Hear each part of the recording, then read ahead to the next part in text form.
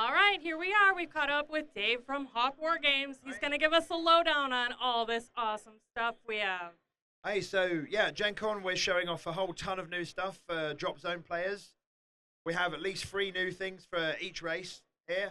We've got some new infantry codes for all 5 factions, new vehicles.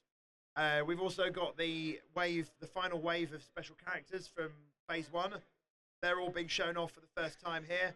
Some of them painted, some of them not. Some of them were assembled at the last minute on Thursday morning. You know, so it goes. It's Gen Con. It's always like that. Gotta treat it like a game show. Yeah, exactly. So no, I'll give a very, very quick spiel on those. So for PHR, you've got the long reach team, which is long range anti-tank infantry. They can also do sniping as well, which is pretty cool. You've got the Valkyries, which are jump infantry. Great for getting between buildings fast, which is something PHR are generally not very good at. So they're cool for that. You've also got the Medusa and the Triton X, which is a dual blister that has the transport and the infantry unit that goes in it. She's a kind of Deus Ex Machina, kind of super siren that can control up to 1,000 drones with her mind. So she's kind of flying through the battlefield on a wave of drones and sweeping tanks out of the way. Very powerful, but you can only have 2 in your whole army. So she's cool. UCM, you've got the mortar teams. And it's this guy again. And now for the Gen Con gods. Yeah. We just got to let him do his thing because he's, he'll carry on. Here he goes. Well, I don't think I've talked to anyone interviewed without that guy. Yeah, it's always the way. Yeah, so you've got the mortar teams, which are anti-tank infantry, fire support effectively. There's also the flak teams, which is the AA equivalent of those for the UCM. And then there's the heavy hazard suits, which are big, heavy kind of work suits for like fixing spaceships and stuff. But then they've re-kitted them with railguns. So they're fantastic long-range anti-tank, terrible in close combat, but they probably shouldn't be in close combat at all, really. But they're awesome. Shaltari, we have the Ronin, which are little light walkers. They're vehicles. They operate in the open. They can alpha strike and hit the enemy before they have a chance to respond, which is really cool. Quite fragile, though. And then they've got the Pungari Auxiliaries, which are little tiny slave race for the Shaltari. They're probably the worst infantry in the game. But well, no, they are the worst infantry in the game, base by base, like CQB 0.5, armor 1.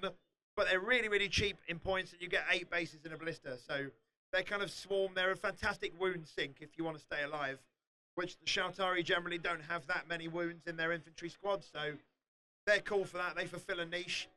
We've also got the Samurai, which are the other versions of the Ronin, with a flame weapon and a glaive for chopping up vehicles. So they're cool. For the Resistance, we have the ATVs, which are armed with mortars, which can either kill tanks or launch chem rounds into buildings. There's a scout variant of that we're working on as well. That's the scout ATVs, quad bikes. And the last one is the sappers for the Resistance, which are, they've preset loads of traps all over the battlefield, and they can detonate mines and blow up sinkholes and stuff like that. Scourge, we've got the Eviscerators, super duper close combat units, the best ones in the whole game, bar none, but they're not very good at anything else and they're very expensive. Then we've got the Screamer and the Raider, which is a big one. It's a big Scourge construct. It screws up enemy infantry, it can rip up tanks, and the dropship it comes with is a beast, and that has flame weapons as well. So that's another dual blister. You get the Screamer and the Raider in the dropship in the blister together. Yeah, so that's a whole ton of new stuff there. All 5 characters with their miniatures that I finally finished about a week before Gen Con. Yeah, so that's all the Dropfleet. Oh yeah, also we've got the new hardback as well. Limited edition hardback version of the original book. It has 20 additional pages and about 50 pieces of new artwork, which Patrice has done especially for this book. This is the kind of the rule book I always wanted the original one to be. Because back when I did it, it was just me, and I'm not a very good 2D artist. And it was just me, and I couldn't afford to employ one at the time. Now it's very different. So it's a beautiful book. It's the best book we've done so far. It's hardback. It has a beautiful Spot UV cover, new format, new graphics, and everything. So that's limited to 1,500 copies. So get them quick because I don't think they'll last long. Now you said this is same rules previously with with some nice new. Yeah, it's all polish. polish and additional background and flavor. It's got the up-to-date errata in it as well. We were always going to print it with the up-to-date rules. You know, so it's fresh, and we're pre-releasing them here, but they're out at the end of the month. Awesome. Now, what about your app? Oh yeah, so there's an app for Dropzone as well. That's going to be out in about a month's time.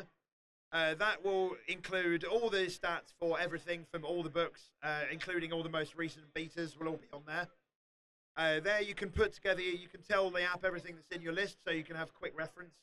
All the core rules are included in the base app as well. All the actual core mechanics are in there. They're all searchable. There's also an in-app purchase available for fully digitized versions of the books, Conquest Phase 1 and the original rulebook. They're heavily discounted if you've already bought the app.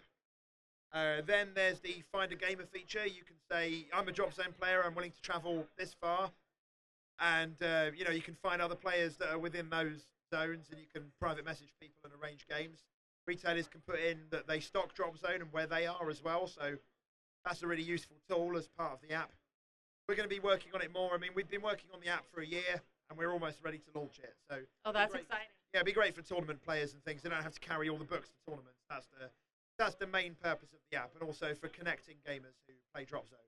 Definitely, definitely. Now, Dropfleet. Yes, Dropfleet. So we have some new ships to show off here. The UCM, everyone's seen those already. We showed those off at Salute. But they're beautiful. Thank you. We've also got the Scourge cruisers, which are, bar none, the hardest thing I've ever had to do on CAD. Modular organics, posable ships as well. You can position the fins. I'm very, very happy with them. They're stunning. They really are. They suck you right into the case. Oh, thank you. Yeah, those were another assembled on Thursday morning job. We got the big display one as well that we were in the hotel room painting until 1 a.m. It's part and parcel of these big shows. It's always the same. I work right up until the time, do as much as I can before them, because we want to show people as much new stuff as we can at Gen Con. Now, timing-wise, where are we looking for seeing this game come out? So Dropfleet is going to be our first Kickstarter that we're going to do. We're doing a Kickstarter because we want to get the game straight into plastic from day one. That's been fantastic for Dropzone, and it's much better for the players. They can get their models cheaper, get into the game much easier. It allows us to do modular kits, so the crew, it'll be cruiser sprue, frigate sprues, all of that. The Kickstarter will launch we're aiming for late October, but I think it's probably going to be November. Not making too many promises on this. Delivery will be late April next year. Everything's made in the UK, and we've done everything as part of it before, so we know our lead times. We trust the people who do our plastics and things, so we can assure a very quick delivery on this Kickstarter. That's the aim. So exciting! You're going to have a big year this year, Dave. Yeah.